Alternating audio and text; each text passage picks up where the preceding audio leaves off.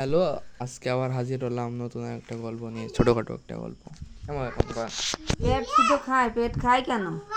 তাই পেটেরে খাতি দেয় না, পেটেরে খাতি দেয় না। এবার কি হইলো, সেও অসুস্থ হয়ে গেছে।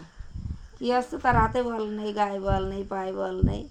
পেট শুধু খায়, সবার জন্যই খায় না, কিন্তু সে বুঝতেছে কি, আমি পেটেরে খাতি দেবো কেন? তো পেটেরে না খাতি দিলে মানুষ কি অসুস্থ থাকে না অসুস্থ হয়ে যায়?